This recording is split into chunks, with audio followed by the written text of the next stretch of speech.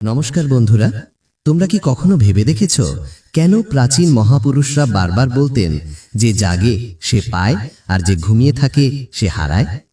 ছোটবেলা থেকে আমরা প্রায় সকলেই আমাদের বাড়ির বড়দের মুখে এই কথাগুলো শুনে আসছি যে সকালে তাড়াতাড়ি ওঠা উচিত। আমাদের মায়েরা নিজের হাতে আমাদের ঘুম ভাঙিয়ে দিতেন, সকালবেলার গুরুত্ব বোঝাতেন, হাজারো উপকারিতার কথা বলতেন।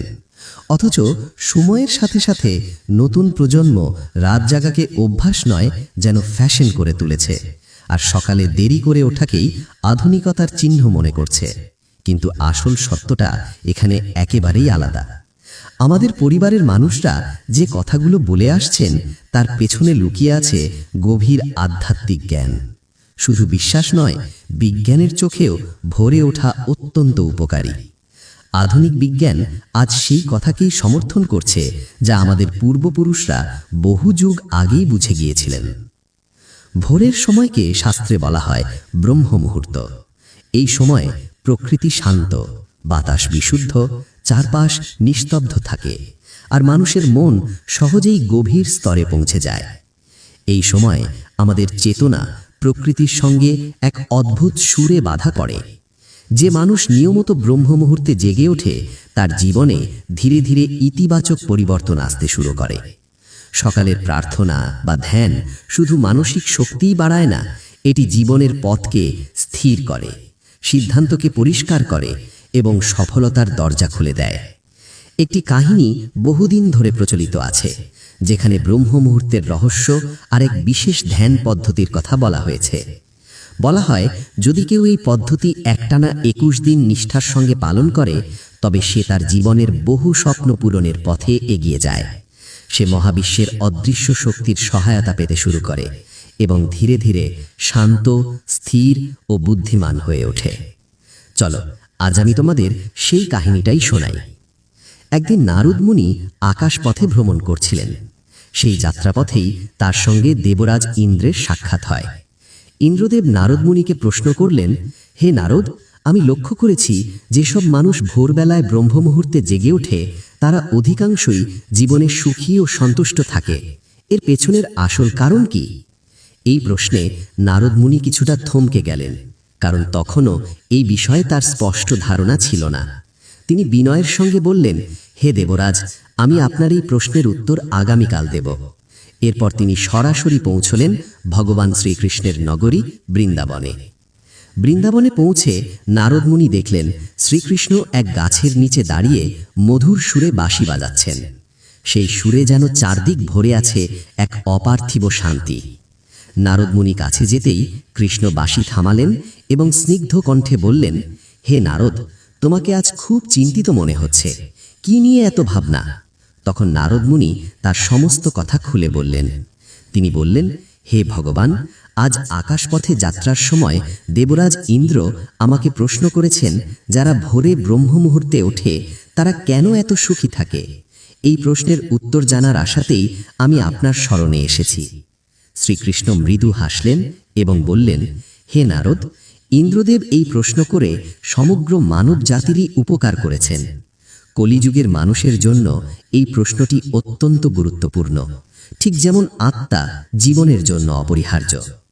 আমি তোমাকে এর উত্তর সরাসরি না দিয়ে একটি গল্পের মাধ্যমে বোঝাবো। এই গল্পটি মন দিয়ে শোনো, কারণ যে কেউ এই কথা সম্পূর্ণ শুনবে সে আর এই সুযোগ হাতছাড়া করবে না। ব্রহ্ম মুহূর্তের রহস্য একবার বুঝতে পারলে মানুষের জীবন সত্যিই বদলে যায়। নারদ মুনি গভীর শ্রদ্ধায় বললেন, হে ভগবান, আপনি বলুন, আমি এই কাহিনী সম্পূর্ণ শুনব এবং তা সারা জগতে পৌঁছে দেব। তখন শ্রীকৃষ্ণ গল্প শুরু করলেন।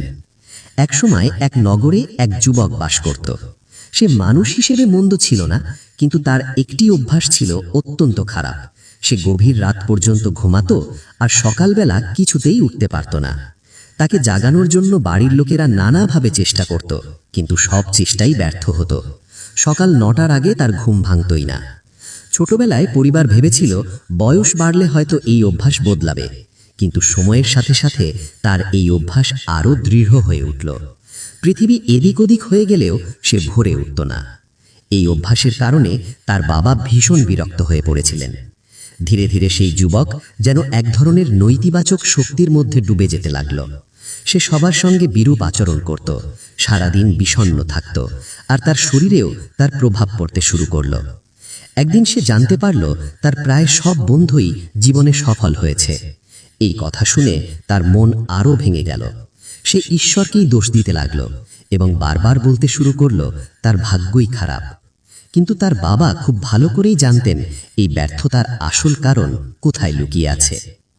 ভগবান শ্রীকৃষ্ণ নারদকে বললেন, হে নারদ, একদিন সেই যুবকের বাবা এক সন্ন্যাসীর কথা জানতে পারলেন। তিনি আর দেরি না করে ছেলের সমস্যা নিয়ে সন্ন্যাসীর কাছে গেলেন। সবকিছু মন দিয়ে শোনার পর সন্ন্যাসী বললেন, কাল তোমার ছেলেকে আমার আশ্রমে পাঠাবে। বাবা বাড়ি ফিরে এলেন, কিন্তু তিনি জানতেন সরাসরি বললে ছেলে কখনোই রাজি হবে না। তাই তিনি কৌশলে ছেলেকে বললেন, তোমার বন্ধুরা সবাই জীবনে এগিয়ে গেছে, তুমি কি সফল হতে চাও না? ছেলে বলল, অবশ্যই চাই, কিন্তু যখনই আমি তাদের কাছে সফলতার রহস্য জানতে চাই তারা কিছুই বলে না। তখন বাবা বললেন, আমি জানি তারা কেন সফল হচ্ছে। ছেলে উৎসাহে জিজ্ঞেস করল, কি জানলে বাবা, দয়া করে আমাকে বলো। বাবা শান্তভাবে বললেন, কাল সকালে তোমাকে এক সন্ন্যাসীর আশ্রমে যেতে হবে। যদি তুমি ঠিক সময়ে সেখানে পৌঁছতে পারো তবে তিনি তোমাকে এমন একটি মন্ত্র দেবেন যা তোমার জীবন বদলে দেবে। কিন্তু একটি সমস্যা আছে। ছেলে উদ্বিগ্ন হয়ে জিজ্ঞেস করল, কি সমস্যা? বাবা বললেন, তুমি যতক্ষণে ঘুম থেকে ওঠো ততক্ষণে সন্ন্যাসীর সঙ্গে দেখা করার সময় পেরিয়ে যায়। তখন ছেলে বলল, বাবা, আমি আজ সারা রাত জেগে থাকব, সকালে অবশ্যই আশ্রমে যাব। বাবা শুধু বললেন, ঠিক আছে, তবে সন্ন্যাসীর কথা অমান্য করবে না। ছেলে প্রথমবার জীবনে এত উৎসাহ অনুভব করল। সে সারা রাত জেগে থাকার চেষ্টা করল, কিন্তু কিছুক্ষণ পরে ঘুম তাকে গ্রাস করল। সকালে যখন তার ঘুম ভাঙল তখন সব শেষ। সন্ন্যাসীর সঙ্গে দেখা করার সময় পেরিয়ে গেছে। বাবা হতাশ চোখে তাকিয়ে বললেন, তুমি জীবনে কখনো সফল হতে পারবে না, যাও আবার ঘুমাও। এই কথায় ছেলের হৃদয় ভেঙে গেল। সে মনে মনে নিজেকেই চ্যালেঞ্জ করল, পরের দিন সে যেভাবেই হোক আশ্রমে যাবে। পরের রাতে সে নিজের হাতে ছোট্ট একটি ক্ষত তৈরি করল, যেন যন্ত্রণার কারণে তার চোখে ঘুম না আসে। সেই রাতে জীবনে প্রথমবার সে সূর্যোদয় দেখল। চারপাশের আলো, পাখির ডাক, বাতাসের স্পর্শ সবকিছু তার কাছে নতুন লাগল। সে দ্রুত প্রস্তুত হয়ে আশ্রমের পথে রওনা দিল। আজ তার মন ছিল অদ্ভুত রকম শান্ত। আশ্রমে পৌঁছে এসে দেখল সন্ন্যাসী আর তার শিষ্যরা গভীর ধ্যানে বসে আছেন। ধ্যান শেষ হলে সে সন্ন্যাসীর কাছে গিয়ে প্রণাম করল এবং কাঁপা কণ্ঠে বলল, গুরুদেব, এমন কোনো মন্ত্র কি আছে যা আমাকে সফল হতে সাহায্য করবে? আমিও আমার বন্ধুদের মতো একটি সুন্দর জীবন চাই। সন্ন্যাসী মুচকি হেসে বললেন, তাহলে তুমিই সেই ছেলে যার কথা তোমার বাবা আমাকে বলেছিলেন। আমি তোমাকে অবশ্যই সেই মন্ত্র দেব। কিন্তু এই কথা শুনে ছেলের বুক ধক করে উঠল। সে জিজ্ঞেস করল, কিন্তু কি গুরুদেব? তখন সন্ন্যাসী ধীরে ধীরে বললেন, আমি তোমাকে মন্ত্র দেব, তবে আগামী 21 দিন ধরে তোমাকে আমার সমস্ত নির্দেশ নিষ্ঠার সঙ্গে পালন করতে হবে। নির্দেশ অবশ্যই পালন করতে হবে। আমি তোমাকে সেই মন্ত্র 21 দিনের শেষে দেব। এই সময়ের মধ্যে আমি যা যা করতে বলবো তা নিঃশর্তভাবে পালন করতে হবে। যদি তুমি ব্যস্ততার অজুহাত দাও কিংবা মাঝপথে তোমার সংকল্প ভেঙে যায় তবে সেই মন্ত্রের কোনো ফলই তোমার জীবনে আসবে না। ছেলে কি দৃঢ় কণ্ঠে বলল, গুরুদেব, আমি আপনার সমস্ত নির্দেশ মেনে চলতে প্রস্তুত। আগামী 21 দিনের জন্য আমি আপনারই সেবক। আপনি যা বলবেন আমি তাই করব। আমাকে শুধু সেই মন্ত্রটি জানতে হবে। সন্ন্যাসী শান্তভাবে বললেন, ঠিক আছে, কাল থেকেই তোমার সাধনার পথ শুরু হবে। এই আশ্রমেই তুমি থাকবে। ছেলেটি আশ্রমে থাকার জন্য নিজেকে প্রস্তুত করল। তখন সন্ন্যাসী বললেন, এখানে থাকতে হলে তোমাকে অবশ্যই ব্রহ্ম মুহূর্তে উঠতে হবে। অন্য শিষ্যদের মতো ধ্যান ও তপস্যা করতে হবে। পাশাপাশি আশ্রমের দৈনন্দিন কাজেও সাহায্য করতে হবে। মনে রেখো, এই সংকল্প যেন কোনোভাবেই ভেঙে না যায়। ছেলেটি মাথা নত করে সম্মতি জানালো। পরের দিন থেকেই তার নতুন জীবনের শুরু হলো। এবার সে সত্যি দৃঢ় প্রতিজ্ঞ ছিল। কিন্তু 1 সপ্তাহ পার হওয়ার পর হঠাৎই তার মন দুর্বল হয়ে পড়ল। 8ম দিনে সে দেরিতে ঘুম থেকে উঠল। চোখ খুলতেই তার বুকের ভেতর কেঁপে উঠল এক গভীর অনুশোচনা। সে নিজেকেই বলল, কি ভয়ঙ্কর ভুল আমি করে ফেলেছি। কাঁদতে কাঁদতে সে সন্ন্যাসীর কাছে গিয়ে বলল, হে গুরুদেব, আমার সংকল্প ভেঙে গেছে। এখন হয়তো আমি জীবনে কখনোই সফল হতে পারবো না। সন্ন্যাসী স্নেহ ভরে তাকে শান্ত করলেন এবং বললেন, আবার নতুন করে শুরু করো, আবার সংকল্প নাও। ছেলেটি তখন জিজ্ঞেস করল, গুরুদেব, এখানে সবাই এত ভোরে কেন জাগে? সকালে উঠতেই বা এত গুরুত্ব কেন? সন্ন্যাসী ধীরে ধীরে তাকে বোঝাতে লাগলেন, ব্রহ্ম মুহূর্তে জাগ্রত হওয়ার পেছনে গভীর বৈজ্ঞানিক কারণ রয়েছে। ছেলেটি আগ্রহ নিয়ে বলল, দয়া করে সেই কারণটি আমাকে বলুন। সন্ন্যাসী বললেন, রাত্রি 4টি প্রহরে বিভক্ত। প্রথম প্রহর হল রুদ্রকাল, যা সন্ধ্যা 6টা থেকে 9টা পর্যন্ত থাকে। দ্বিতীয় প্রহর হল রাক্ষসকাল, যার সময়কাল রাত 9টা থেকে 12টা। তৃতীয় প্রহর হল গান্ধর্বকাল, যা রাত 12টা থেকে ভোর 3টে পর্যন্ত বিস্তৃত। আর শেষ প্রহরটি হল মনোহরকাল, যাকে ব্রহ্ম মুহূর্ত বা অমৃতবেলা বলা হয়। এই সময় ভোর 3টে থেকে 6টা পর্যন্ত, যার মধ্যে 3:30 থেকে 5:30টার সময়টি সবচেয়ে গুরুত্বপূর্ণ। এই সময় পৃথিবীর নেতিবাচক শক্তিগুলি নিষ্ক্রিয় থাকে এবং ইতিবাচক শক্তিগুলি সক্রিয় হয়ে ওঠে। ব্রহ্ম মুহূর্ত হল দৈব সময়, যখন দেব শক্তি পৃথিবীতে বিচরণ করে এবং যারা জাগ্রত থাকে তাদের ওপর শুভ প্রভাব বিস্তার করে। সন্ন্যাসী আরও বললেন, এই সময়ে মানুষের মন প্রায় সম্পূর্ণ চিন্তামুক্ত থাকে। যদি এই সময় কেউ পড়াশোনা করে তবে বিষয়টি সহজেই মনে থাকে এবং দীর্ঘদিন স্মৃতিতে স্থায়ী হয়। জ্ঞান গ্রহণের জন্য এটিই সর্বোত্তম সময়। এই কারণেই আশ্রমের সব শিষ্য এবং যুগে যুগে বহু জ্ঞানী মানুষ ব্রহ্ম মুহূর্তে জেগে ওঠেন। প্রাচীনকালে কৃত্রিম আলোর ব্যবস্থা না থাকায় মানুষ সূর্যাস্তের সঙ্গে দিন শেষ করত এবং সূর্যোদয়ের সঙ্গে নতুন দিন শুরু করত। এভাবেই মানুষের জীবন প্রকৃতির ছন্দের সঙ্গে যুক্ত ছিল। এসব কথা শুনে ছেলেটি বলল, ঠিক আছে গুরুদেব, আমি আগামীকাল থেকে আবার নতুন করে আমার সংকল্প শুরু করব। কিন্তু ব্রহ্ম মুহূর্তে উঠে আমাকে ঠিক কি করতে হবে? তখন সন্ন্যাসী বললেন, আমি তোমাকে বলছি কিভাবে ব্রহ্ম মুহূর্ত শুরু করা উচিত।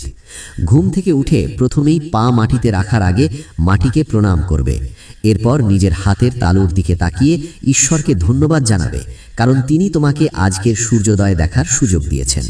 তারপর দৈনন্দিন কাজ ও স্নানের মাধ্যমে শুধু শরীর নয়, মনকেও পবিত্র করবে। স্নানের পর শুরু হবে ধ্যানের প্রক্রিয়া। ব্রহ্ম মুহূর্তে এই ধ্যান একটানা 21 দিন পালন করতে হয়। এই পদ্ধতি তখনই ব্যবহৃত হয় যখন কেউ নিজের কোনো গভীর মনোবাসনা পূর্ণ করতে চায়। এই সময় মানুষ তার আজ্ঞাচক্রকে সক্রিয় করার সাধনা করে। আজ্ঞাচক্র অবস্থিত 2 ভ্রুয়ের মাঝখানে এবং এটিকেই সংকল্পের কেন্দ্র বলা হয়। এই স্থানে মনোযোগ স্থির করে নিজের ইচ্ছাকে বারবার অনুভব ও উচ্চারণ করলে 21 দিনের মধ্যেই তা বাস্তবের পথে এগোতে শুরু করে। যদি তোমার মনে কোনো অপূর্ণ বাসনা থাকে তাহলে আগে তাকে পরিষ্কারভাবে বোঝো, ঠিক করো তোমার প্রকৃত প্রয়োজন কি, তারপর ধ্যান শুরু করো। ব্রহ্ম মুহূর্তে স্নানের পর এমন একটি স্থানে বসবে যেখানে বিশুদ্ধ বাতাসের প্রবাহ আছে। ধ্যানে নির্মল বায়ু অত্যন্ত প্রয়োজনীয়। সোজা মেরুদণ্ড রেখে সুখাসনে বসবে, ঘাড় ও পিঠ থাকবে একেবারে সোজা। উভয় হাত হাঁটুর ওপর রেখে জ্ঞান মুদ্রায় স্থির করবে, চোখ বন্ধ করবে। হাতের মুঠো আলতো করে বন্ধ রেখে 2-3 মিনিট সম্পূর্ণ শান্ত থাকবে। যখন শরীর স্থির হবে এবং শ্বাস প্রশ্বাস স্বাভাবিক হয়ে আসবে, তখন সমস্ত মনোযোগ আজ্ঞাচক্রের ওপর কেন্দ্রীভূত করবে। এরপর গভীর শ্বাস নেবে এবং কিছুক্ষণ ধরে রাখবে। এই সময় মনে মনে নিজের ইচ্ছাটিকে অনুভব করবে, পুনরাবৃত্তি করবে এবং মনের চোখে ইষ্ট দেবতা ও গুরুদেবকে ধ্যান করবে। সন্ন্যাসী বললেন, যখন শ্বাস ধরে রাখা কঠিন মনে হবে তখন ধীরে ধীরে নাক দিয়ে শ্বাস ছেড়ে দেবে। গভীর শ্বাস নাও এবং ধীরে ধীরে মুখ দিয়ে শ্বাস ছেড়ে দাও। এই প্রক্রিয়াটি প্রতিদিন 3 থেকে 4 বার নিয়মিতভাবে পুনরাবৃত্তি করবে। এভাবে ধারাবাহিক ধ্যান করলে তোমার ইচ্ছা অবচেতন মনের গভীরে পৌঁছে যাবে এবং ধীরে ধীরে তা পূর্ণ হওয়ার পথ খুলে দেবে। এই সাধনা ইচ্ছা পূরণের গতি বাড়ায়, আজ্ঞাচক্রকে সক্রিয় করে এবং মানুষের সংকল্পকে বাস্তব রূপ দিতে সাহায্য করে। শ্বাস ধরে রাখার সময় শরীরের ভেতর এক ধরনের জরুরি অবস্থার সৃষ্টি হয়, যা মনকে অপ্রয়োজনীয় চিন্তা থেকে দূরে সরিয়ে রাখে এবং একাগ্রতা বাড়ায়। এভাবেই মনোবাসনা অবচেতন মনের গভীরে স্থায়ী হয়ে যায়। ব্রহ্ম মুহূর্তে ঈশ্বরের বিশেষ কৃপা বিরাজ করে। এই সময় কেউ যদি নিজের ইচ্ছাকে বারবার অনুভব ও পুনরাবৃত্তি করে তাহলে সেই ইচ্ছা দ্রুত পূর্ণ হওয়ার দিকে অগ্রসর হয়। এভাবেই সন্ন্যাসী ছেলেটিকে ব্রহ্ম মুহূর্তের প্রকৃত গুরুত্ব বোঝালেন। পরবর্তী 21 দিন ধরে ছেলেটি অত্যন্ত মনোযোগ ও নিষ্ঠার সঙ্গে এই সাধনা অনুসরণ করল। এই 21 দিনের যাত্রা তাকে ধীরে ধীরে শৃঙ্খলাবদ্ধ, সংযত ও শান্ত প্রকৃতির মানুষে পরিণত করল। 21 দিনের সংকল্প পূর্ণ হলে ছেলেটি আনন্দিত হৃদয়ে সন্ন্যাসীর কাছে এসে বলল, হে গুরুদেব, আমি আমার 21 দিনের সংকল্প পূর্ণ করেছি। এখন দয়া করে আমাকে সফলতার মন্ত্র শিখিয়ে দিন। সন্ন্যাসী মৃদু হেসে বললেন, গত 21 দিন ধরে যে সাধনা তুমি করে এসেছ সেটাই তোমার জীবনের প্রকৃত সফলতার মন্ত্র। যারা নিয়মিত ব্রহ্ম মুহূর্তে জেগে উঠে সঠিকভাবে ধ্যান করে তারা জীবনে কখনোই ব্যর্থ হয় না। এখন তোমার কাছে ব্রহ্ম মুহূর্তের রহস্য সম্পূর্ণভাবে প্রকাশিত হয়েছে। সারা জীবন এই নিয়ম মেনে চলো, দেখবে তুমি জীবনের লক্ষ্য এবং সফলতা দুটিই অর্জন করতে পারবে। ছেলেটি গভীর কৃতজ্ঞতায় সন্ন্যাসীকে প্রণাম করল এবং আজীবনের জন্য ব্রহ্ম মুহূর্তের সাধনা মেনে চলার দৃঢ় প্রতিজ্ঞা করল। বন্ধুরা, এখন নিশ্চয়ই তোমরা বুঝতে পারছো ব্রহ্ম মুহূর্ত আসলে কি এবং এর গুরুত্ব কতটা গভীর। এরপর নারদজি বললেন, হে প্রভু, আজ আমি ব্রহ্ম মুহূর্তের সম্পূর্ণ জ্ঞান লাভ করেছি। এই কথা বলে তিনি ভগবান শ্রীকৃষ্ণকে কৃতজ্ঞতা জানালেন এবং তারপর দেবরাজ ইন্দ্রের কাছে গিয়ে এই জ্ঞানের সবটুকু তুলে ধরলেন। বন্ধুরা, যদি তোমরাও আমাদের এই প্রাচীন প্রথাকে নিজের জীবনে গ্রহণ করো তবে নিশ্চিতভাবেই তোমাদের জীবনও সাফল্যের পথে এগিয়ে যাবে। ভাবনার পবিত্রতা বজায় রাখা অত্যন্ত গুরুত্বপূর্ণ।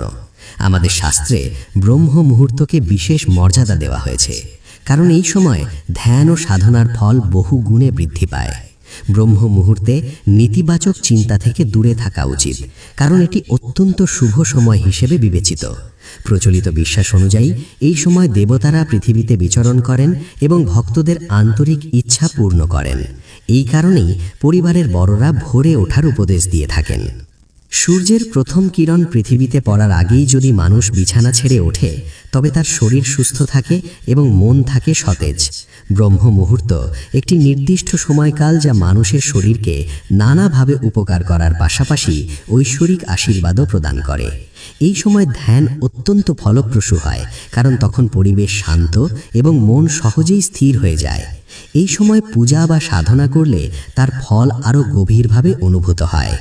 জ্যোতিষ মতে ব্রহ্ম মুহূর্তে পড়াশোনা করলে বিষয়বস্তু মস্তিষ্কে দৃঢ়ভাবে স্থায়ী হয় এবং বিদ্যার দেবীর কৃপা লাভ হয়। আরও বলা হয়, যারা নিয়মিত এই সময় জাগ্রত থাকে তাদের ঘরে দারিদ্র্য বাসা বাঁধে না এবং দেবী লক্ষ্মী সন্তুষ্ট থাকেন। এই সময় ঘরের পবিত্রতা বজায় রেখে দেবী লক্ষ্মীর আরাধনা করলে ঘরে শুভ শক্তির আগমন ঘটে। ধর্মীয় বিশ্বাস অনুযায়ী ব্রহ্ম মুহূর্তে নেতিবাচক ভাবনা পরিহার করা উচিত, কারণ এই ভাবনাগুলি ঘরের পরিবেশ ও মনের শান্তি নষ্ট করে এবং জীবনে প্রতিবন্ধকতা সৃষ্টি করে। তাই এই সময় ইতিবাচক চিন্তা লালন করে নিজের জীবনকে আরও শান্ত ও সফল করে তোলা উচিত। ধর্মগ্রন্থে বলা হয়েছে, ব্রহ্ম মুহূর্ত সেই সময় যখন দেবতারা পৃথিবীতে অবতরণ করেন এবং তখনই ধর্মীয় স্থানের দ্বার উন্মুক্ত হয়। ব্রহ্ম মুহূর্ত বলতে সাধারণত ভোর 4টের পরের সময়কে বোঝানো হয়, যখন ঈশ্বরের উপস্থিতি বিশেষভাবে অনুভূত হয়। শাস্ত্র মতে এটি রাত্রির শেষ প্রহর, অর্থাৎ সূর্যোদয়ের প্রায় 1.5 ঘন্টা আগের সময়। এই সময় ঘুমিয়ে থাকা শাস্ত্রবিরুদ্ধ বলে গণ্য করা হয়। ব্রহ্ম শব্দের অর্থ পরম সত্য বা পরমাত্মা, আর মুহূর্ত অর্থ উপযুক্ত সময়।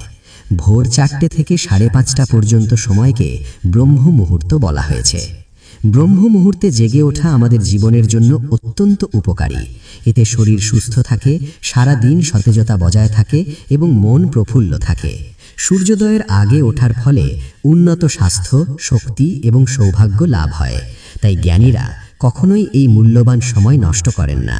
প্রাতঃ উঠলে স্বাস্থ্য, বল, সুখ, দীর্ঘায়ু এবং সাহস বৃদ্ধি পায়। আমাদের আচার্য ও মুনিগণ এই মুহূর্তের বিশেষ মাহাত্ম্য ব্যাখ্যা করেছেন। তাদের মতে ঘুম থেকে ওঠার জন্য এটি সর্বোত্তম সময়। ব্রহ্ম মুহূর্তে উঠলে সৌন্দর্য, শক্তি, বিদ্যা, বুদ্ধি ও সুস্বাস্থ্য লাভ হয়। এই সময় তমগুণ ও রজগুণের প্রভাব কম থাকে এবং সত্ত্বগুণের আধিক্য থাকে, ফলে মানুষের মন স্বাভাবিকভাবেই শান্ত ও সাত্ত্বিক হয়ে ওঠে। আয়ুর্বেদের মধ্যে এই সময় প্রবাহিত বাতাস অমৃত কণার সঙ্গে মিশ্রিত থাকে, যা আমাদের স্বাস্থ্যের জন্য অমৃত সম। একে বীর বাতাসও বলা হয়। এই সময় বাইরে চলাফেরা করলে শরীরে শক্তির সঞ্চার হয় এবং ত্বকে প্রাকৃতিক দীপ্তি আসে। ভোরবেলায় জেগে উঠলে এই অমৃতময় বাতাস আমাদের শরীরকে স্পর্শ করে, যার ফলে দেহে তেজ, বল, সজীবতা ও মেধার বিকাশ ঘটে এবং মন আনন্দিত ও প্রশান্ত থাকে। এর বিপরীতে গভীর রাত পর্যন্ত জেগে থাকা এবং দেরিতে ঘুম থেকে ওঠার ফলে আমরা এই উপকারী বাতাসের স্পর্শ থেকে বঞ্চিত হই, যা ধীরে ধীরে শারীরিক এবং মানসিক স্বাস্থ্যের ক্ষতি করে। ব্রহ্ম মুহূর্তে স্নান করা সর্বোত্তম ফল প্রদান করে। স্নানের সময় যদি ব্রহ্ম বা পরমাত্মার ধ্যান করা হয় তবে তা ব্রহ্ম স্নান নামে পরিচিত হয়, আর দেব নদীগুলিকে স্মরণ করে স্নান করলে তাকে দেব স্নান বলা হয়। কুরুক্ষেত্রের প্রান্তরে তখন অদ্ভুত এক নীরবতা নেমে এসেছিল। চারদিক জুড়ে বিশাল সেনাবাহিনী দাঁড়িয়ে, শঙ্খনাদ ও রথের শব্দে আকাশ ভারী, তবু অর্জুনের হৃদয়ের ভিতরে যেন সব শব্দ থেমে গেছে। সে রথের ওপর দাঁড়িয়ে চারদিকে তাকালো। নিজের আত্মীয়, গুরুজন, বন্ধু, শৈশবের পরিচিত মুখ, যাদের সঙ্গে সে হাসি ভাগ করেছে, যাদের আশীর্বাদে বড় হয়েছে, আজ তারাই অস্ত্র হাতে দাঁড়িয়ে। অর্জুনের হাত কেঁপে উঠল। গান্ডীব ধনুক তার আঙুলের ফাঁক দিয়ে প্রায় পড়ে যাচ্ছিল। চোখ ঝপসা হয়ে এলো। বুকের ভেতর এক অজালা ভার জমে উঠল। সে ধীরে ধীরে শ্রীকৃষ্ণের দিকে তাকালো। শ্রীকৃষ্ণ তখন রথের সারথি, মুখে অপার্থিব শান্তি, চোখে গভীর করুণা। অর্জুন কাঁপা কণ্ঠে বলল, হে কেশব, আমি যুদ্ধ করতে পারছি না। এদের হত্যা করে আমি কি লাভ করব? রাজ্য, সুখ, জয় সবই অর্থহীন মনে হচ্ছে। নিজের আত্মীয়দের রক্তের বিনিময়ে সুখ আমি চাই না। আমার শরীর শীতল হয়ে যাচ্ছে, মন বিভ্রান্ত, আমি ধর্ম ভুলে যাচ্ছি। শ্রীকৃষ্ণ মৃদু হেসে অর্জুনের দিকে তাকালেন। সেই হাসিতে বিদ্রুপ নেই, আছে অসীম মমতা। তিনি বললেন, হে পার্থ, তুমি শোক করছো এমন কিছুর জন্য যার জন্য শোক করা উচিত নয়। জ্ঞানী মানুষ জীবিত বা মৃত কারোর জন্যই শোক করে না। আত্মা কখনো জন্মায় না, কখনো মরে না। শরীর নশ্বর, কিন্তু আত্মা চিরন্তন। যেমন মানুষ পুরনো বস্ত্র ত্যাগ করে নতুন বস্ত্র ধারণ করে, তেমনি আত্মা এক দেহ ত্যাগ করে অন্য দেহ গ্রহণ করে। অর্জুন স্তব্ধ হয়ে শুনছিল। শ্রীকৃষ্ণের কণ্ঠ যেন তার মনের গভীরে ঢুকে পড়ছে। কৃষ্ণ বললেন, হে পার্থ, তুমি আজ ত্রিক্কারির ক্ষত্রিয় ধর্মযুদ্ধ করা। তুমি যদি এই যুদ্ধ থেকে পালিয়ে যাও তবে তুমি নিজের ধর্ম ত্যাগ করবে, আর সেই পাপ তোমাকে গ্রাস করবে। লোকেরা তোমার নিন্দা করবে, আর সম্মানিত মানুষের কাছে অপমান মৃত্যুর থেকেও ভয়ঙ্কর। অর্জুন বলল, হে মাধব, ধর্ম আর অধর্মের পার্থক্য আমি বুঝতে পারছি না। আমার মন অস্থির, বুদ্ধি স্থির নয়। আমি আপনার শরণাগত, আপনি আমাকে বলুন কি করা উচিত। এই কথায় শ্রীকৃষ্ণের চোখে গভীর সন্তোষ ফুটে উঠল। তিনি বললেন, হে পার্থ, তুমি আজ সত্যিকারের শিষ্যের মতো প্রশ্ন করছো। শোনো, কর্ম করাই তোমার অধিকার, কিন্তু কর্মের ফলের ওপর তোমার কোনো অধিকার নেই। ফলের আশা ত্যাগ করে, আসক্তি ছাড়া আমাকে স্মরণ করে তোমার কর্তব্য পালন করো। কর্মে আসক্ত হইও না, আবার কর্ম ত্যাগেও আসক্ত হইও না। এই সমত্বই যোগ। কৃষ্ণের কথা ধীরে ধীরে অর্জুনের হৃদয়ের ভার হালকা করতে লাগল। কৃষ্ণ বললেন, যারা নিজের ইন্দ্রিয় ও মনকে সংযত করতে পারে তারাই প্রকৃত যোগী। ধ্যানের মাধ্যমে মনকে স্থির করো, আমাকে হৃদয়ে স্থাপন করো।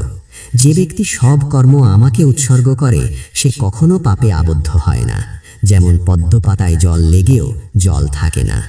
অর্জুন জিজ্ঞেস করল, হে জনার্দন, মন তো বড়ই চঞ্চল, তাকে নিয়ন্ত্রণ করা কত কঠিন। কৃষ্ণ শান্তভাবে বললেন, হ্যাঁ, মন চঞ্চল, কিন্তু অভ্যাস ও বৈরাগ্যের মাধ্যমে তাকে নিয়ন্ত্রণ করা যায়।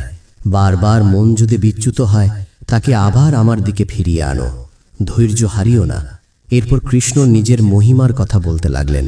তিনি বললেন, আমি এই সমগ্র জগতের উৎস, আমার থেকেই সব কিছু সৃষ্টি হয়, আমার মধ্যেই সব কিছু স্থিত, আর আমার মধ্যেই সব কিছু লয়প্রাপ্ত হয়। সূর্যের আলো, চন্দ্রের শীতলতা, অগ্নির তাপ সবই আমার শক্তির প্রকাশ। আমি সবার হৃদয়ে অবস্থান করি। স্মৃতি, জ্ঞান আর বিস্মৃতি আমি দান করি। অর্জুন বিস্ময়ে শুনছিল। তার মনে প্রশ্ন জাগল, এই কৃষ্ণ কি শুধু তার বন্ধু, নাকি তার চেয়েও অনেক বেশি কিছু? সে বলল, হে প্রভু, যদি আপনি আমাকে আপনার সেই চিররূপ দেখাতে চান তবে দয়া করে দেখান। শ্রীকৃষ্ণ বললেন, তুমি এই চক্ষে তা দেখতে পারবে না। আমি তোমাকে দিব্য দৃষ্টি দিচ্ছি। মুহূর্তের মধ্যেই অর্জুন এক অবর্ণনীয় দৃশ্য দেখল। কৃষ্ণের দেহে সে দেখল অসংখ্য মুখ, অসংখ্য চোখ, অসংখ্য বাহু। সমগ্র বিশ্ব যেন সেই দেহের ভেতরে। সূর্য, চন্দ্র, গ্রহ, দেবতা, ঋষি সবাই সেখানে। আবার সেই রূপেই সে ভয়ঙ্কর কালকে দেখল, যা সব কিছু গ্রাস করছে। অর্জুন ভয়ে কাঁপতে লাগল। সে প্রণাম করে বলল, হে বিশ্বরূপ, আমি আপনাকে নমস্কার করি। আপনি কে? কৃষ্ণ বললেন, আমি কাল, সংহারক। এই যোদ্ধারা সকলেই ইতিমধ্যে নিহত। তুমি শুধু নিমিত্ত মাত্র। উঠে দাঁড়াও, যশ অর্জন করো, শত্রুদের জয় করো। আমার ইচ্ছাতেই সব হচ্ছে। এই কথা শুনে অর্জুনের সমস্ত দ্বিধা দূর হয়ে গেল। তার চোখে জল এলো, কিন্তু সেই জল আর দুর্বলতার নয়, কৃতজ্ঞতার। সে বলল, হে কৃষ্ণ, আমার মোহ দূর হয়েছে। আপনার কৃপায় আমি স্মৃতি ফিরে পেয়েছি। আপনার আদেশ অনুযায়ী আমি আমার কর্তব্য পালন করব। শ্রীকৃষ্ণ তখন আবার সেই পরিচিত মানব রূপে ফিরে এলেন। অর্জুনের কাঁধে হাত রেখে বললেন, যে আমাকে স্মরণ করে, আমার উপর ভরসা রাখে, আমি কখনো তার পরিত্যাগ করি না। জীবনের যুদ্ধক্ষেত্রে যখনই তুমি বিভ্রান্ত হবে, এই কথাগুলো মনে রেখো। রথ আবার এগিয়ে চলল। শঙ্খনাদে আকাশ কেঁপে উঠল। কিন্তু অর্জুনের হৃদয় তখন শান্ত, স্থির, দৃঢ়। সে জানত সে একা নয়। তার সারথি স্বয়ং শ্রীকৃষ্ণ, যিনি শুধু রথ চালান না, মানুষের জীবনের দিশাও দেখান। কুরুক্ষেত্রের সেই যুদ্ধ শুধু অস্ত্রের সংঘর্ষ ছিল না, ছিল মানুষের অন্তরের অন্ধকারের বিরুদ্ধে আলোর যুদ্ধ। আর সেই আলো আজও শ্রীকৃষ্ণের বাণীর মধ্য দিয়ে মানব হৃদয়ে অনন্তকাল ধরে প্রবাহিত হয়ে। গরিব হওয়া কখনো কখনো ভালো, কারণ যারা গরিব তারা অর্থের অভাবটা ভালোবাসা দিয়ে পূরণ করতে চায়। সময় যত এগোয় যেন আনন্দগুলো তত দূরে সরে যায়। দিনের শুরুতে মনে হয় জীবনে সবচেয়ে বেশি দরকার অর্থ, কিন্তু দিন শেষে বোঝা যায় অর্থ নয়, শান্তিই জীবনের আসল প্রয়োজন। আমি ভালো নেই, এই কথাটা যদি কাউকে বুঝিয়ে বলতে হয়, তাহলে সে কিসের প্রিয় মানুষ? কাউকে ভালোবাসলে তাকে না দেখে থাকা যায়, ঝগড়া না করে থাকা যায়, কথা না বলে থাকা যায়, দেখা না করেও থাকা যায়, কিন্তু তাকে না ভেবে থাকা যায় না, কখনোই না। কখনো কখনো মানুষকে ক্ষমা করা অসম্ভব মনে হয়, তবু অসম্ভবকে সম্ভব করতে হয়। নিজের রাগকে জয় করতে হয়, ক্ষমা করতে শিখতে হয়, কারণ ক্ষমার মধ্যেই লুকিয়ে থাকে আসল শান্তি। যে আপনাকে পাত্তা দেয় না, তাকেও পাত্তা দেওয়ার দরকার নেই। সে যত বড় বা যত বিখ্যাতই হোক না কেন, মনে রাখবেন আপনার পৃথিবীতে আপনি নিজেই রাজা। আর যে আপনাকে আপন ভাবে, তাকেও আপন ভেবে নিন। সম্পর্কের নাম থাকা জরুরি নয়, সম্পর্কের টান থাকা জরুরি। আপনি যাকে আঘাত করছেন তার চুপ থাকাকে ভয় করুন, কারণ কেউ যদি সহ্য করে সবকিছু সৃষ্টিকর্তার উপর ছেড়ে দেয়, তাহলে পরিণতি ভয়ানক হতে পারে। মনে রাখবেন, এই পৃথিবীতে এমন মানুষও আছে যাদের দীর্ঘশ্বাসটুকুও রব কবুল করে নেন। মানুষ সাধারণত দুটি সময় চুপ থাকে। এক, যখন বলার কিছু থাকে না। দুই, যখন অনেক কিছু বলার থাকে কিন্তু বলা যায় না। ভালো সময়ে পুরো পৃথিবী পাশে এসে দাঁড়ায়, আর খারাপ সময় নিজের ছায়াটুকুও পাশে থাকে না। একটা বিশ্বস্ত কাঁধ পেলে জীবন অনেক সহজ হয়ে যায়। ভালোবাসি, তবু বুঝাতে পারি না। কষ্ট পাই, কিন্তু কষ্ট দিতে চাই না। রেগে যাই, কিন্তু রেগে থাকতে পারি না। সব ভুলে যাব ভেবেও ভুলে থাকতে পারি না। এটাই আমার স্বভাব, এটাই আমি। আমাদের সবচেয়ে বড় ভুল হলো, যাকে আমরা সবচেয়ে প্রিয় ভাবি তাকেই গাছ থেকে ছিঁড়ে এনে শেষ পর্যন্ত নষ্ট করে ফেলি। যে চলে যায় সে কি ফিরে আসে? ফেরার জন্য কেউ কখনো চলে যায় না। সম্পর্কের সমস্যার সমাধান খোঁজা উচিত, কিন্তু তার আগেই অনেক মানুষ নিজের স্বার্থে সম্পর্ক ভেঙে ফেলে।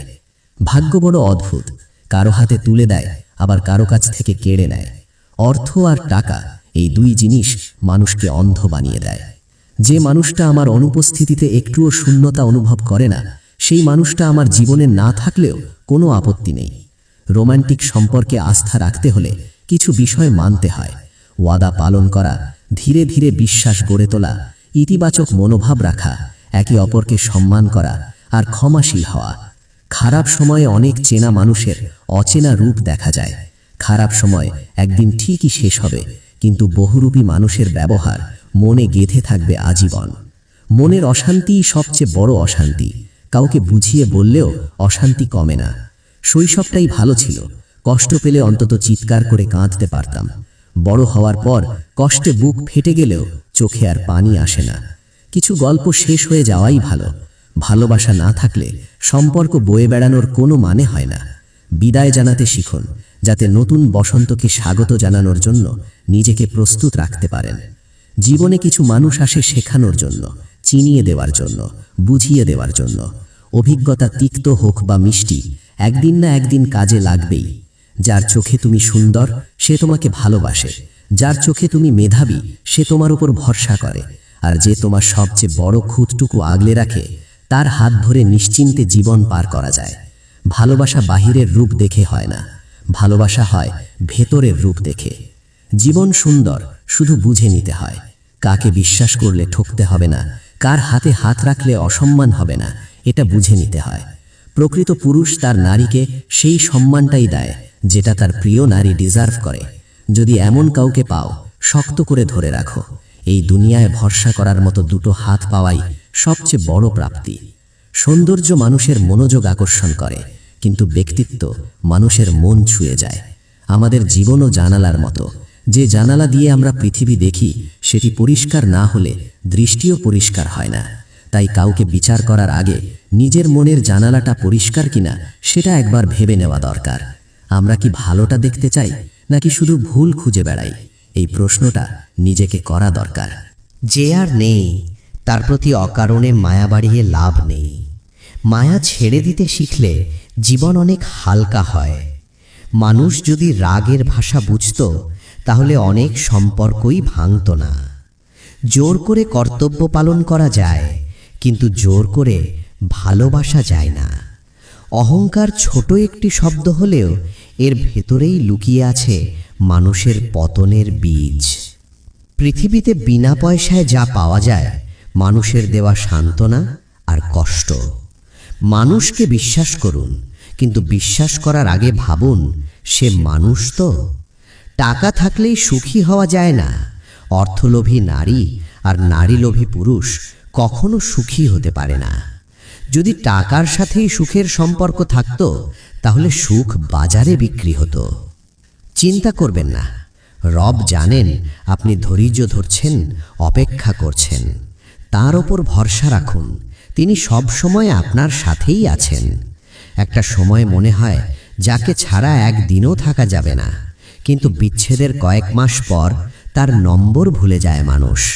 বছর শেষে ঠিকানাও ভুলে যায়। যদি উল্টোটা হয়, তাহলে বুঝে নেবেন ভালোবাসাটা গভীর ছিল। কিছু সম্পর্কের কোনো সমাপ্তি নেই, তার মানে এই নয় যে সম্পর্ক শেষ।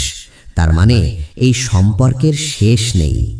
যে আপনাকে ভালোবাসে, তাকে কখনো কষ্ট উপহার দেবেন না, কারণ কষ্ট সবার কাছেই মেলে, কিন্তু ভালোবাসা সবার কাছে মেলে না। সময় বদলে যায়, মানুষ বদলে যায়, যোগাযোগ বন্ধ হয়ে যায়, তবু কিছু স্মৃতি থেকে যায় নীরবে, গভীরে। সুযোগ, শক্তি আর ক্ষমতা পেলে অপব্যবহার করবেন না। যেখানে সেখানে মাথা ঢোকাবেন না, কারণ একবার মাথা আটকে গেলে বের হতে সময় লাগে। সম্পর্কের মধ্যে যখন ভালোবাসার চেয়ে বিরক্তি বেশি দেখা দেয়, তখন বুঝে নিতে হয় ভালোবাসাটা ক্ষয়ে যাচ্ছে। আর তখনই থামা সবচেয়ে বুদ্ধিমানের কাজ। প্রিয় মানুষ এমনভাবে মন থেকে উঠে যায় যে পরবর্তীতে তাদের কথা মনে পড়লেও আর মায়া লাগে না, বরং এক ধরনের বিরক্তি জন্ম নেয়। কেউ যদি কোনোদিন তোমাকে ছোট করতে চায়, ভেবে নিও তুমি তার চেয়ে অনেক উপরে আছো। কখনো কাউকে আপন ভেবে মনের সব কথা খুলে বলো না, কারণ একটা সময় সেই মানুষটাই তোমার বলা কথাগুলো দিয়েই তোমাকে সবচেয়ে বেশি আঘাত করবে। একজন নারী যদি জানতো পুরুষেরা ঠিক কিভাবে দেখে, তাহলে সে কাপড় দিয়ে নয়, লোহা দিয়ে পোশাক বানাতো। ছোটবেলায় শিখেছিলাম তুমি কারো ক্ষতি না করলে কেউ তোমার ক্ষতি করবে না, কিন্তু বাস্তব জীবনে শিখছি তুমি যার ভালো চাও, সেই মানুষটাই অনেক সময় সবার আগে তোমার ক্ষতি করে। কারো কাছ থেকে একবার আঘাত পেলে অনেকেই তখন সুযোগ খোঁজে আবার আঘাত দেওয়ার। তাই একবার আঘাত পেলে দ্বিতীয় কাউকে সেই সুযোগ দিও না, না হলে ধীরে ধীরে তুমি ভেতর থেকে ভেঙে পড়বে, অসহায় হয়ে যাবে। মানুষ মানুষকে সম্মান করে না, মানুষ সম্মান করে অবস্থানকে। তাই নিজের অবস্থান ঠিক করো, সব আপনা আপনি পেয়ে যাবে। মানুষে মানুষে দূরত্ব বাড়ে বা কমে মূলত দুটো কারণে। এক, ব্যবহার। দুই, অর্থ। সুখী হওয়ার সবচেয়ে সহজ উপায় একটাই, কাউকে ঠকিও না। দেখবে জীবন অনেক শান্ত হবে। বিজ্ঞানীদের মতে মানুষ তিনটি কারণে দ্রুত দুর্বল হয়ে পড়ে: অতিরিক্ত খাওয়া, অতিরিক্ত রাত জাগা আর অতিরিক্ত কথা বলা। নারীরা পুরুষের বাহ্যিক রূপকে খুব একটা গুরুত্ব দেয় না, তারা গুরুত্ব দেয় পুরুষের অনুভূতিকে। যার অনুভূতি যত গভীর, সে তত বেশি আকর্ষণীয়। একটা মেয়ে তার বিয়ের সময় অনেক কিছু পায়, কিন্তু অনেক সময় তার প্রিয় মানুষটিকে পায় না।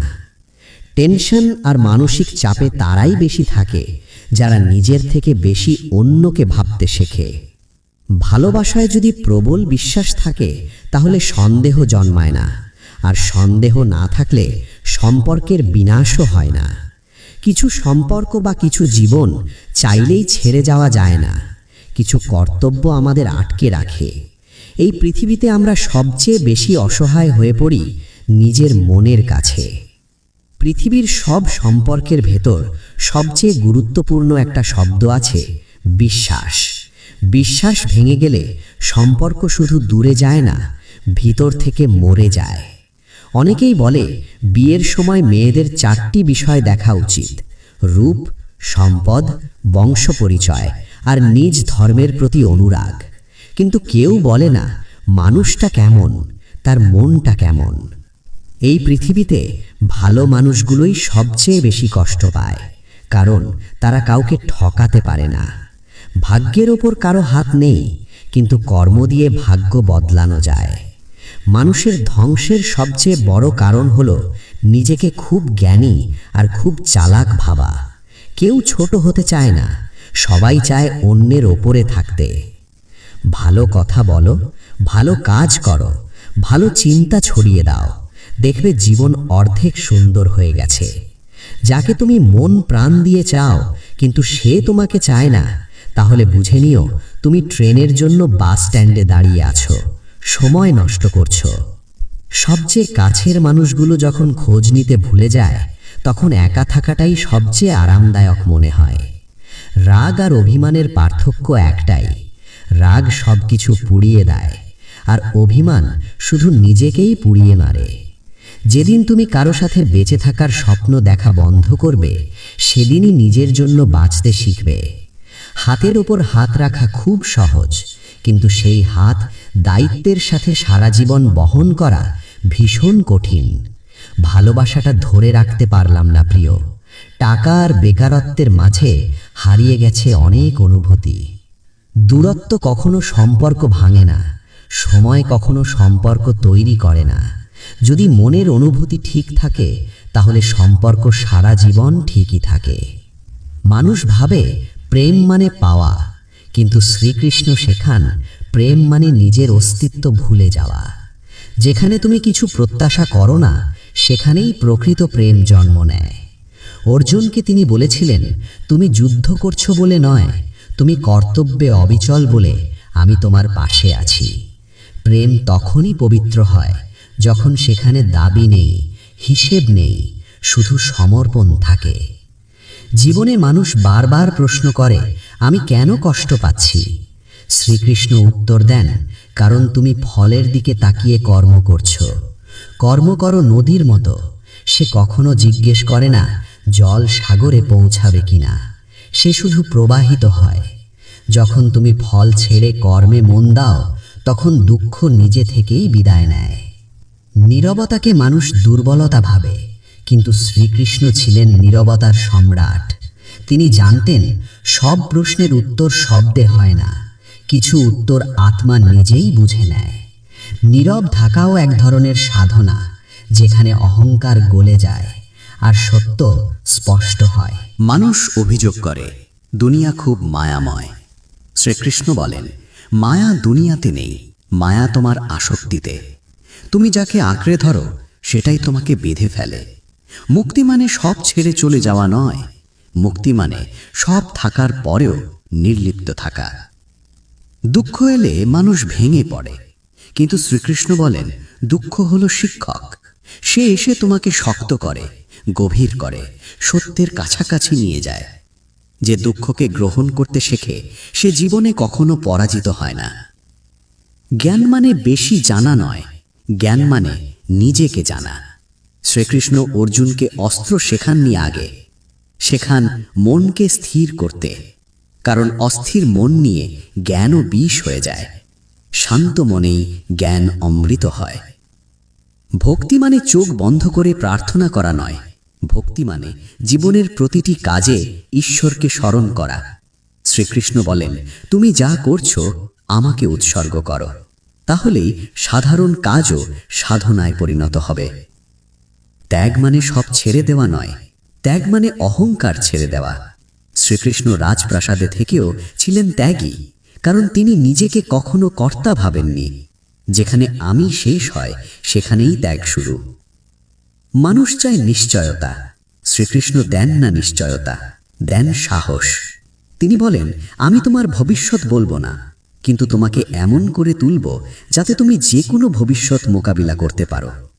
শেষে শ্রীকৃষ্ণ শুধু এটুকুই বলেন, ভয় পেও না, তুমি একা নও। তুমি যখন সত্যের পথে থাকো তখন আমি তোমার শ্বাসে, তোমার নীরবতায়, তোমার সাহসে উপস্থিত থাকি।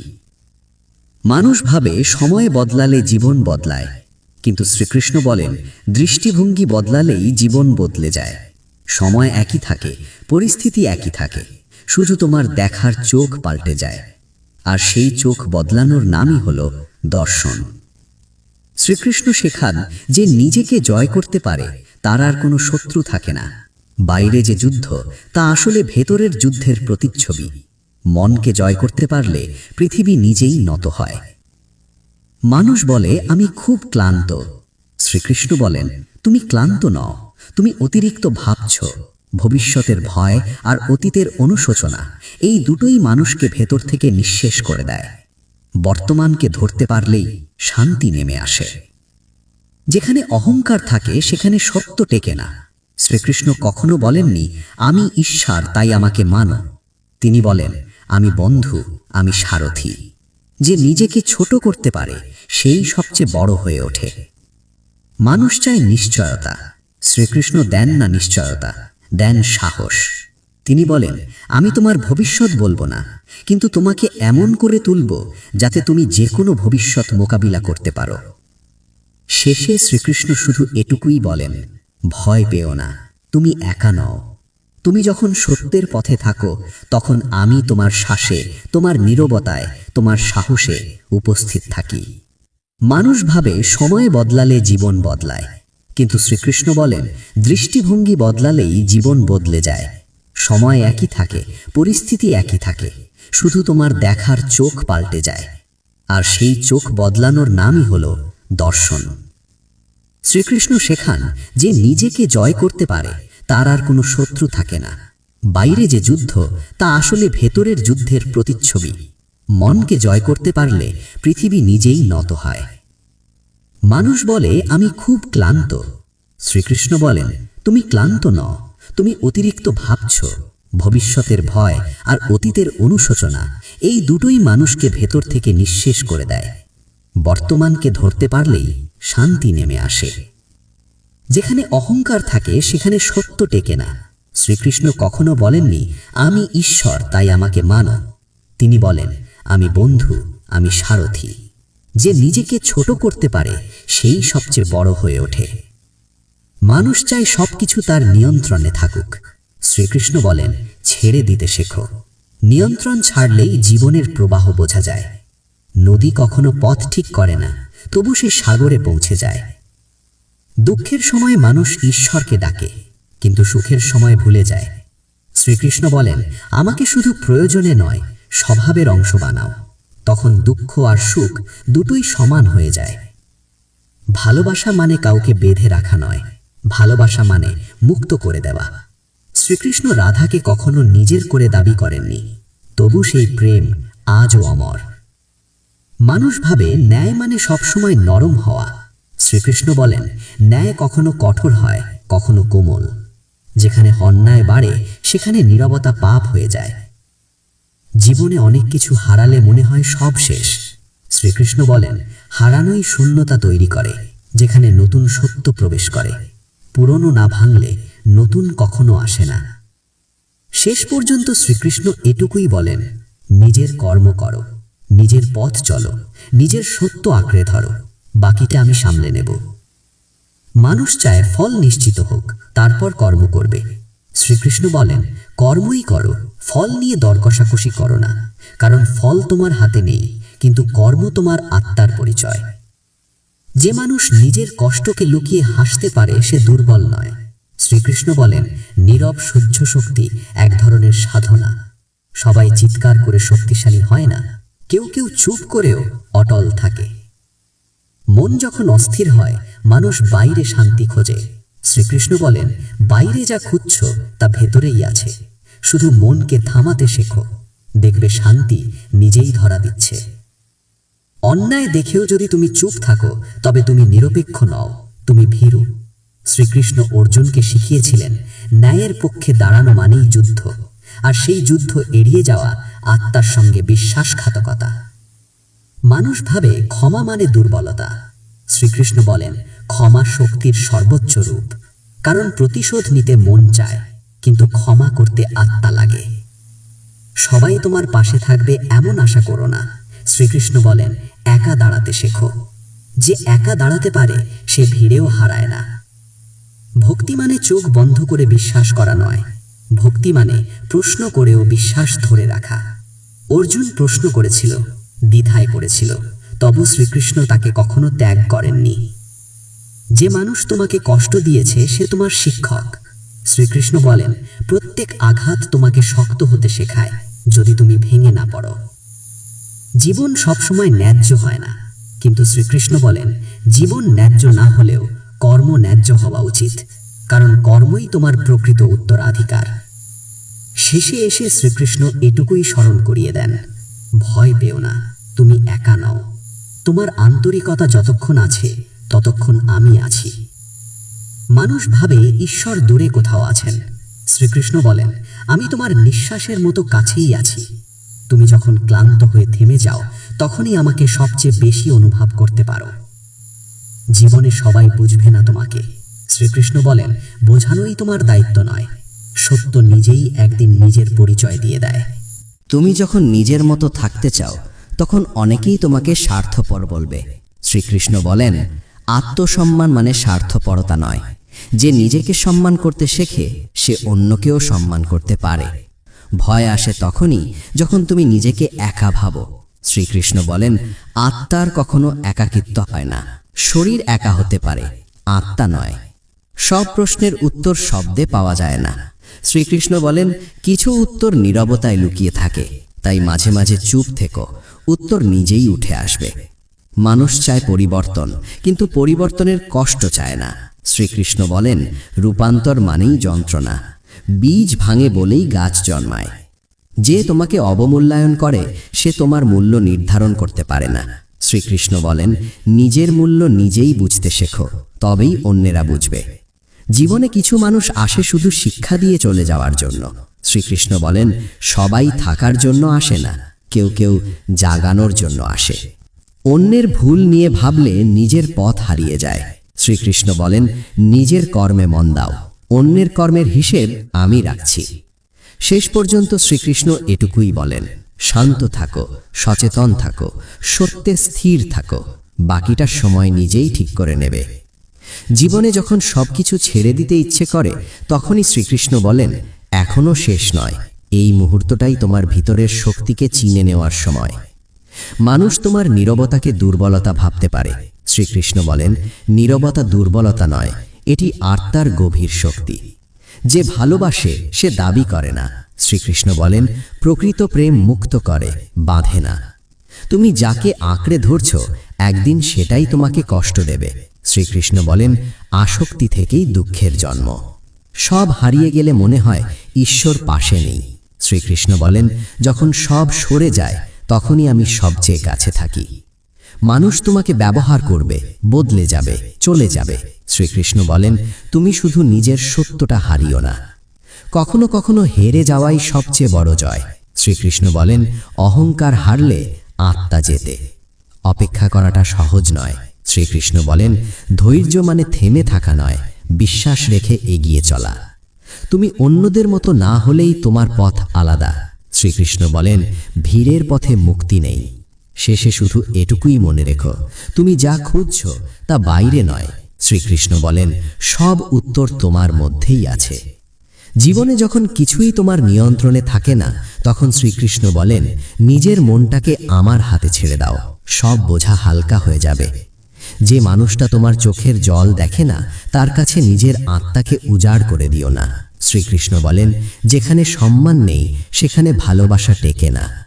সব প্রশ্নের উত্তর এখনই পাওয়া যায় না। শ্রীকৃষ্ণ বলেন, সময়ই সবচেয়ে বড় শিক্ষক, তাকে কাজ করতে দাও। তুমি কাউকে বদলাতে পারবে না। শ্রীকৃষ্ণ বলেন, পরিবর্তন কখনো জোর করে আসে না, তা আসে উপলব্ধি থেকে। নিজেকে হারিয়ে অন্যকে ধরে রাখলে শেষ পর্যন্ত দুজনেই হারিয়ে যায়। শ্রীকৃষ্ণ বলেন, আগে নিজের সাথে যুক্ত হও। কষ্ট তোমাকে ভাঙার জন্য আসে না। শ্রীকৃষ্ণ বলেন, কষ্ট আসে তোমাকে গভীর করার জন্য। তুমি যদি সত্য পথে থাকো, একা লাগবেই। শ্রীকৃষ্ণ বলেন, সত্যের পথ কখনো ভিড়ের হয় না। যা চলে যায় তাকে আশীর্বাদ করে বিদায় দাও। শ্রীকৃষ্ণ বলেন, ধরে রাখার চেষ্টাই দুঃখ বাড়ায়। মন যখন অশান্ত হয়, বাইরে সমাধান খোঁজো না। শ্রীকৃষ্ণ বলেন, এক মুহূর্ত চোখ বন্ধ করো, আমি সেখানেই আছি। শেষ পর্যন্ত মনে রেখো, সবকিছু বদলায় কিন্তু আত্মা নয়। শ্রীকৃষ্ণ বলেন, তুমি সেই চিরস্থায়ী আত্মাই। মানুষ যখন তোমার কাছ থেকে শুধু ফল চায়, তখন শ্রীকৃষ্ণ বলেন, তুমি শুধু কর্ম করে যাও, ফল আমি দেখছি। নিজের ভিতরের শূন্যতা পূরণ করতে মানুষ বাইরে ছুটে বেড়ায়। শ্রীকৃষ্ণ বলেন, বাইরে কিছুই নেই, সব পূর্ণতা ভেতরেই। যে তোমাকে বারবার কষ্ট দেয় সে তোমার পরীক্ষা নয়, সে তোমার শিক্ষা। শ্রীকৃষ্ণ বলেন, শিক্ষা শেষ হলে যাত্রাও শেষ হয়। মন যখন অতীতে আটকে যায়, তখন বর্তমান ভারী হয়ে ওঠে। শ্রীকৃষ্ণ বলেন, যা চলে গেছে তাকে ছেড়ে দাও, এই মুহূর্তটাই তোমার সত্য। সবাই তোমার মতো ভাববে না, এটাই স্বাভাবিক। শ্রীকৃষ্ণ বলেন, প্রত্যেক আত্মার পথ আলাদা। তুমি যখন নিজেকে ছোট ভাবো, তখনই দুঃখ গভীর হয়। শ্রীকৃষ্ণ বলেন, আত্মা কখনো ছোট হয় না, শুধু মনে অন্ধকার পড়ে। কারো নীরবতা কখনো কখনো সবচেয়ে বড় প্রার্থনা। শ্রীকৃষ্ণ বলেন, শব্দ নয়, অনুভবই আমাকে কাছে আনে। তুমি যত কম প্রত্যাশা করো, তত শান্ত হও। শ্রীকৃষ্ণ বলেন, প্রত্যাশা কমলে মুক্তি বাড়ে। জীবনে কিছু অপেক্ষা দীর্ঘ হয়। শ্রীকৃষ্ণ বলেন, দেরি মানেই অস্বীকার নয়, প্রস্তুতি। শেষে এটুকুই বোঝো, তুমি কখনো একা নও। শ্রীকৃষ্ণ বলেন, আমি তোমার চেতনায় জেগে আছি। যখন তুমি বারবার ভেঙে পড়ো, তখন শ্রীকৃষ্ণ বলেন, ভাঙনই তোমাকে নতুন করে গড়ার পথ তৈরি করে। মানুষ অনেক কথা বলে, কিন্তু সব কথা হৃদয় থেকে আসে না। শ্রীকৃষ্ণ বলেন, শব্দ নয়, অনুভূতির সত্যতাই আসল। তুমি যদি নিজের ভিতরের কণ্ঠস্বর শুনতে শেখো, বাইরের কোলাহল তোমাকে আর বিচলিত করবে না। শ্রীকৃষ্ণ বলেন, নীরবতাই আত্মার ভাষা। কখনো কখনো সরে যাওয়াই সবচেয়ে বড় প্রার্থনা। শ্রীকৃষ্ণ বলেন, দূরত্ব মানেই বিচ্ছেদ নয়, এটি বোঝার একটি পথ। যে কষ্ট তুমি কাউকে বলো না, সেটাই তোমাকে গভীর করে তোলে। শ্রীকৃষ্ণ বলেন, গভীরতাই মানুষকে পরিপূর্ণ করে। সবাই তোমার যন্ত্রণা বুঝবে না। শ্রীকৃষ্ণ বলেন, বোঝানোর দায়িত্ব ছেড়ে দাও, আমি বুঝি। যে মানুষটা তোমার শান্তি নষ্ট করে, সে যত প্রিয়ই হোক না কেন, শ্রীকৃষ্ণ বলেন, শান্তি সর্বোচ্চ ধর্ম। তুমি যাকে আঁকড়ে ধরছ, সে যদি তোমার ভার হয়ে ওঠে, শ্রীকৃষ্ণ বলেন, ছেড়ে দাও, মুক্তিই আশীর্বাদ। মন যখন প্রশ্নে ভরে যায়, তখন উত্তর খুঁজতে যেও না। শ্রীকৃষ্ণ বলেন, বিশ্বাস করো, উত্তর সময় নিয়ে নিজেই আসবে। শেষে শুধু এটুকু মনে রেখো, তুমি পথ নও, তুমি পথিক। শ্রীকৃষ্ণ বলেন, গন্তব্য আমি নিজেই। যখন জীবন তোমাকে থামিয়ে দেয়, শ্রীকৃষ্ণ বলেন, এটি শাস্তি নয়, এটি দিক পরিবর্তনের ইঙ্গিত। সবাই তোমার যাত্রার সঙ্গী নয়। শ্রীকৃষ্ণ বলেন, কেউ কেউ শুধু তোমাকে পথ দেখিয়ে চলে যায়। তুমি যদি নিজেকে প্রতিদিন প্রমাণ করতে যাও, ক্লান্ত হয়ে পড়বে। শ্রীকৃষ্ণ বলেন, সত্যকে প্রমাণ করতে হয় না, সে নিজেই দাঁড়িয়ে থাকে। মন যখন অকারণে ভারী হয়ে ওঠে, শ্রীকৃষ্ণ বলেন, সেটি আত্মার বিশ্রাম চাওয়া। যে তোমার সহজতাকে দুর্বলতা ভাবে, শ্রীকৃষ্ণ বলেন, সে তোমার গভীরতাকে চিনতে পারেনি। কিছু দুঃখ ভাষা চায় না। শ্রীকৃষ্ণ বলেন, নীরবে বহন করাই কখনো কখনো সাধনা। তুমি যত নিজেকে জানবে, তত কম অন্যের অনুমোদনের প্রয়োজন হবে। শ্রীকৃষ্ণ বলেন, আত্মজ্ঞানই স্বাধীনতা। যে মুহূর্তে তুমি ক্ষমা করো, সেই মুহূর্তেই তুমি হালকা হয়ে যাও। শ্রীকৃষ্ণ বলেন, ক্ষমা আত্মার মুক্তি। তোমার সব প্রশ্নের উত্তর যদি এখনই পেয়ে যেতে, শ্রীকৃষ্ণ বলেন, বিশ্বাসের প্রয়োজন থাকতো না। শেষে এটুকুই বোঝো, তুমি কেবল জীবন পার করছো না। শ্রীকৃষ্ণ বলেন, জীবন তোমার মধ্য দিয়েই নিজেকে প্রকাশ করছে। যখন তুমি নিজের উপর বিশ্বাস হারাতে বসো, শ্রীকৃষ্ণ বলেন, এই মুহূর্তটাই নিজের দিকে ফিরে তাকানোর সময়। নিজেকে চিনি, নিজের শক্তি বুঝি। এই শক্তি দিয়ে তুমি সমস্ত বাধা অতিক্রম করতে পারো। মানুষ তোমাকে কতটা বোঝে, সেটাই তোমার মূল্য নয়। শ্রীকৃষ্ণ বলেন, তুমি নিজেকে কতটা বোঝো, সেটাই আসল। তুমি নিজের সত্যের কাছে সত্যান্বেষী হলে অন্যদের অনুমোদনের প্রয়োজন হয় না। কিছু কষ্ট কথা বলে না, শুধু ভিতরে ভিতরে মানুষকে পরিণত করে। শ্রীকৃষ্ণ বলেন, পরিণত আত্মাই মুক্তির পথে হাঁটে। প্রতিটি ব্যথা তোমাকে শক্তিশালী করে, প্রতিটি দুঃখ তোমার মনকে গভীর করে তোলে। তুমি যদি আজ শান্ত থাকতে পারো, আগামীকাল নিজে থেকেই সহজ হয়ে যাবে। শ্রীকৃষ্ণ বলেন, বর্তমানের শান্তিই ভবিষ্যতের ভিত্তি। আজকের নীরবতা তোমাকে আগামীকালের জয় এনে দেবে। যে মানুষটা তোমার পাশে থেকেও তোমাকে একা অনুভব করায়, শ্রীকৃষ্ণ বলেন, তার সঙ্গ ছেড়ে দেওয়াই প্রার্থনা। কখনো কখনো দূরে থাকা ভালো, কারণ দূরত্বই শিক্ষা দেয়। সব হারানোর ভয়টাই সবচেয়ে বড় মায়া। শ্রীকৃষ্ণ বলেন, আত্মা কিছু হারায় না, শুধু অভিজ্ঞতা বদলায়। ভয় শুধু মায়ার জাল, তার বাইরে সত্যের পথ অপেক্ষা করছে। তুমি যত নিজের ভেতরে স্থির হও, বাইরের ঝড় তত কম প্রভাব ফেলবে। শ্রীকৃষ্ণ বলেন, স্থিরতাই শক্তি। যখন মন স্থির হয়, তখন জীবন নিজেই সুন্দরভাবে প্রবাহিত হয়। যা হওয়ার কথা নয়, তা ধরে রাখলে দুঃখ বাড়ে। শ্রীকৃষ্ণ বলেন, প্রবাহের বিরুদ্ধে যেও না। জীবন নদীর মতো, বাঁক এবং ধারা রয়েছে। প্রতিটি বাঁকেই শিক্ষা লুকিয়ে আছে। কিছু প্রশ্নের উত্তর পথ চলতে চলতেই পাওয়া যায়। শ্রীকৃষ্ণ বলেন, হাঁটা বন্ধ করো না। পথিক হলে যাত্রাই শিক্ষার সর্বোত্তম মাধ্যম। শেষে এটুকুই মনে রেখো, তুমি যতটা ভাবো তার চেয়েও অনেক বেশি শক্তিশালী। শ্রীকৃষ্ণ বলেন, সেই শক্তির উৎস আমি। তুমি যদি আমাকে বিশ্বাস করো, তুমি কোনো বাধার কাছে হারবে না। যখন তুমি নিজেকে হারিয়ে ফেলে, শ্রীকৃষ্ণ বলেন, নিজের অন্তরের দিকে ফিরে তাকাও। সেই অন্তরের জগতে সত্য আর শান্তি লুকানো আছে। তুমি যদি সেখানে প্রবেশ করতে পারো, বাইরের অস্থিরতা তোমাকে স্পর্শ করতে পারবে না। যখন তুমি অন্যের সমালোচনায় ভেঙে পড়ো, শ্রীকৃষ্ণ বলেন, সমালোচনা শুধুই শিক্ষার জন্য। নিজের মূল্য তুমি জানলে অন্যের কথা শুধুই বাতাস হয়ে যাবে। যে মুহূর্তে তুমি দুঃখে ভরা, শ্রীকৃষ্ণ বলেন, দুঃখ মানেই পরিবর্তনের ডাক। প্রতিটি দুঃখ তোমার মনের শক্তি বাড়ায়, তোমাকে জীবনের সত্যের কাছে পৌঁছে দেয়। যদি তুমি নিজের সংকল্পকে স্থির রাখো, শ্রীকৃষ্ণ বলেন, কোনো শক্তি তোমাকে ভেঙে দিতে পারবে না। স্থিরতার মধ্যে লুকানো থাকে অসীম শক্তি।